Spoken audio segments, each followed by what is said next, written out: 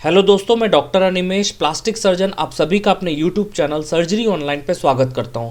दोस्तों, इस वीडियो में मैं बहुत ही इंपॉर्टेंट टॉपिक के बारे में डिस्कस करने वाला हूं। थंबनेल पढ़ के आपको पता चल ही गया होगा। वो टॉपिक है सर्वाइकल कैंसर और ये टॉपिक मेल्स और फीमेल्स दोनों के लिए ही इम्पॉर्टेंट है। हालांकि सर्विक्स सिर्फ फीमेल में होता है, लेकिन ये मेल्स के लिए भी इंपॉर्टेंट वीडियो है, तो अंत तक पूरा जरूर देखें, क्योंकि इस वीडियो में मैं बताऊंगा कि सर्वाइकल कैंसर होता कैसे है और इससे बचा कैसे जा सकता है। तो चलिए शुरू करते हैं। शुरू करने से पहले दोस्तों चैनल को सब्सक्राइब कर दीजिए, वीडियो को लाइक और शेयर ज़रूर कीजिए, ताकि और भी इसी तरह की जानकारी आपको हमारे चैनल पर मिलती रहे।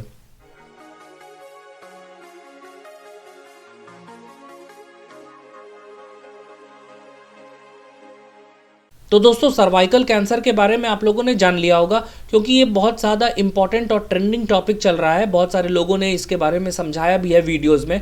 इस वीडियो में मैं आपको बताऊंगा कि सर्वाइकल कैंसर होता किस चीज़ से है और उससे बचा कैसे जाएगा।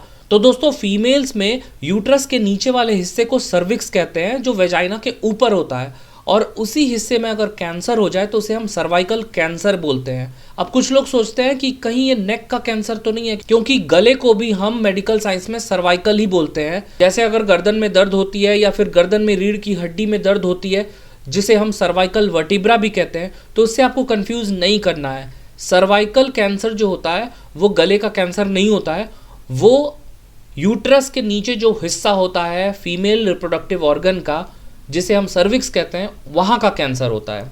अब दोस्तों, ये कैंसर उन फीमेल्स को होता है जो सेक्सुअली एक्टिव होती हैं। इसका मतलब ये कि ये यंग एज में नहीं होता है। अब यंग एज में आप इससे बचने के लिए वैक्सीन ले सकते हैं। और एक इम्पॉर्टेंट चीज़, सर्वाइकल कैंसर एक बहुत ही इंपॉर्टेंट वायरस की वजह से होता है, जिसे हम कहते हैं ह्यूमन पैपिलोमा वायरस या फिर HPV। अब ये HPV उन फीमेल्स को होता है जो सेक्सुअली एक्टिव रहती हैं, और सेक्सुअली एक्टिव होने की वजह से ये HPV का वायरस सर्वाइकल कैंसर में कन्वर्ट हो जाता है, आगे जाके सर्वाइकल कैंसर करवाता है। बहुत ही स्ट्रॉन्ग कनेक्शन पाया गया है, एसोसिएशन पाया गया है HPV का और सर्वाइकल कैंसर का। जिन फीमेल्स को सर्वाइकल कैंसर होता है उसमें HPV का इन्फेक्शन पहले हो चुका होता है, या ऐसा भी देखा गया है कि जिन फीमेल्स को HPV का इन्फेक्शन होता है उनमें आगे जाके सर्वाइकल कैंसर हो जाता है। तो जो भी आप ये वीडियो देख रहे हैं, अगर आप 21 साल से ऊपर हैं या फिर आप सेक्सुअली एक्टिव हैं, तो अपना पैप स्मीयर ज़रूर कराएं। पैप स्मीयर से ये पता चल जाएगा कि आपके सर्विक्स में HPV का इन्फेक्शन है या नहीं। अगर इसके बारे में जानकारी चाहिए तो आप नज़दीकी गायनेकोलॉजिस्ट से कंसल्ट करके ये टेस्ट करा सकते हैं।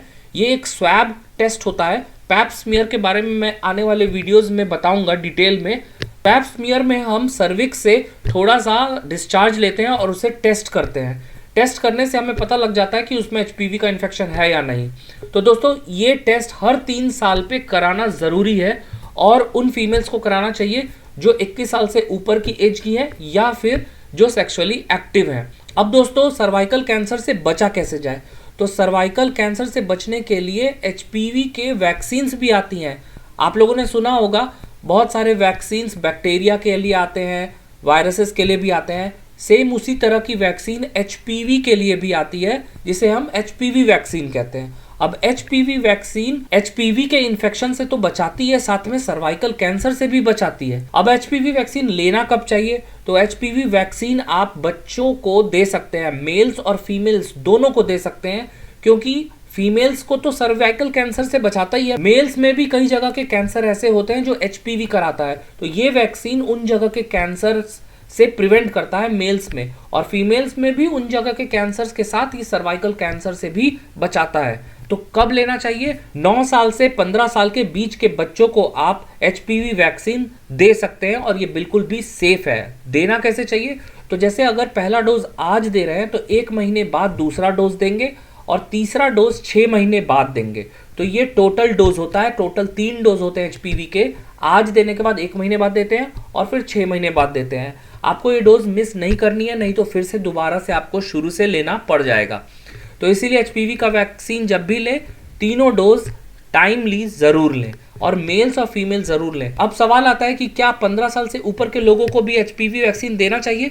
तो जी हाँ, बिल्कुल देना चाहिए। 15 साल से लेकर आप 45 साल की उम्र तक के लोगों को HPV वैक्सीन दे सकते हैं। अगर आप एचपीवी का वैक्सीन सेक्सुअली एक्टिव होने से पहले लेते हैं तो ये ज़्यादा इफेक्टिव होती है, क्योंकि माना जाता है कि सेक्सुअली एक्टिव होने के बाद ये वायरस आपके अंदर इन्फेक्शन पहले से हो सकता है करा चुका हो, तो इसलिए उतना इफेक्टिव वैक्सीन नहीं रहता है। लेकिन फिर भी आप 45 साल की उम्र तक इस वैक्सीन को ले सकते हैं, क्योंकि वायरस के बहुत सारे स्ट्रेन्स होते हैं। हो सकता है सेक्सुअली एक्टिव रहने से आपको वो स्ट्रेन का इन्फेक्शन नहीं हुआ हो और ये वैक्सीन आपको उस स्ट्रेन से बचा दे। तो अगर आपने वैक्सीन नहीं लिया है, तो अगर आप सेक्सुअली एक्टिव नहीं भी हैं या फिर अगर आप सेक्सुअली एक्टिव हैं, आप 9 साल से लेकर 45 साल के उम्र के हैं, तो वैक्सीन आज ही जाकर तुरंत ले सकते हैं। और दोस्तों, आगे की 2 डोजेज जो होंगी 1 महीने बाद और 6 महीने बाद, वो भी ज़रूर ले, वो मिस नहीं करना है। तो दोस्तों, इस वीडियो में दी गई जानकारी अगर अच्छी लगी हो तो लाइक, शेयर और सब्सक्राइब ज़रूर करें चैनल को, ताकि इसी तरह की जानकारी आपको मिलती रहे।